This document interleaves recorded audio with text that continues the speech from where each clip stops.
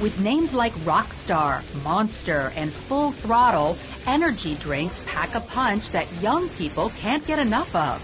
In fact, 1 in 3 teenagers regularly drinks them. My favorite has to be Red Bull, but the one that gives you the most energy is like Jolt or Spike. They burst on the scene 20 years ago and are so popular, Americans are expected to spend $9 billion on them this year, making them the fastest-growing beverage market. Some taste better than others, but overall, I think I like them a lot, actually. So what's in these energy drinks that has them flying off the shelves? Mainly caffeine, at least the amount found in a strong cup of coffee, sometimes much more. The FDA only requires manufacturers to list the presence of caffeine in a product, not how much.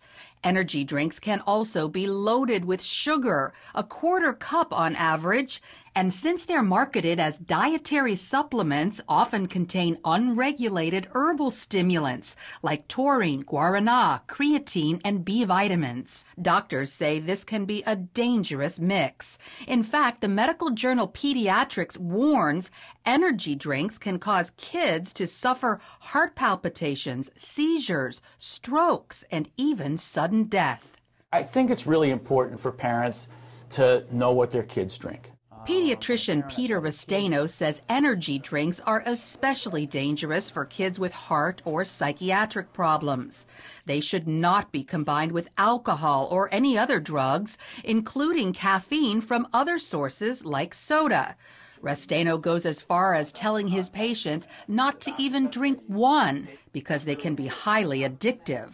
So you're buying 3 and 4 or 5 of these things, which are reasonably expensive, and you're doing them on a pretty regular basis because you don't want that high to disappear. Because in fact, the side effects of coming down are the headache, the nausea, you don't feel good, the fatigue. Energy drinks are often marketed to athletes for that extra boost, but they can pose even more problems for athletes than non-athletes, like increased blood pressure and serious dehydration.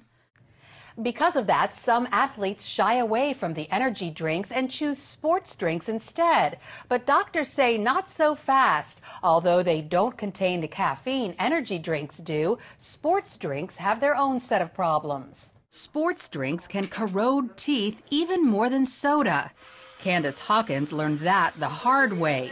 After enjoying a lifetime of perfect checkups, when she made her high school swim team, she started drinking sports drinks and got 8 cavities.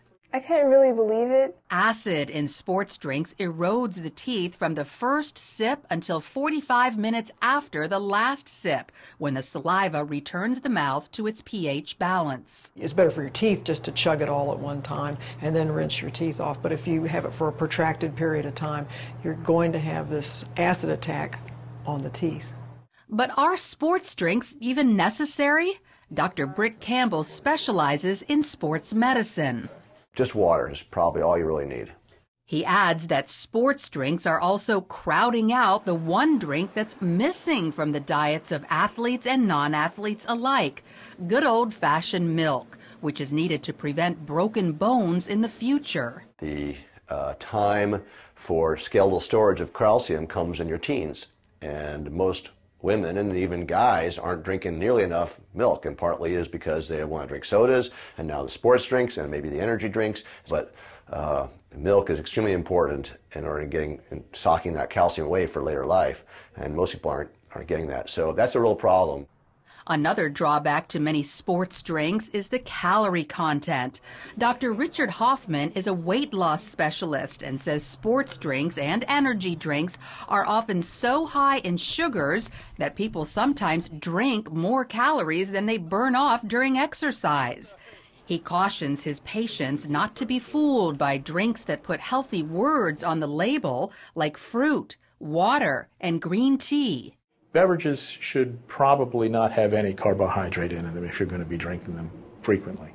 Hoffman advises his patients to drink at least 64 ounces of plain water each day so they'll feel full, eat less, and get rid of excess salt. Matt Goulding is the nutrition editor for Men's Health magazine and co-author of Drink This, Not That, which exposes unhealthy beverages like this children's drink that, while having 10% juice, also has the sugar equivalent of 2 canisters of whipped cream, a parent's nightmare. Coffee drinkers need to be savvy, too. For instance, this bottled coffee contains the sugar equivalent of 32 Nilla wafers, a far cry from just a plain old cup of joe, which contains no sugar. So while Americans have more beverage choices than ever, doctors say don't be fooled. Just because a drink has a healthy image, that doesn't mean it's good for you. Lori Johnson, CBN News.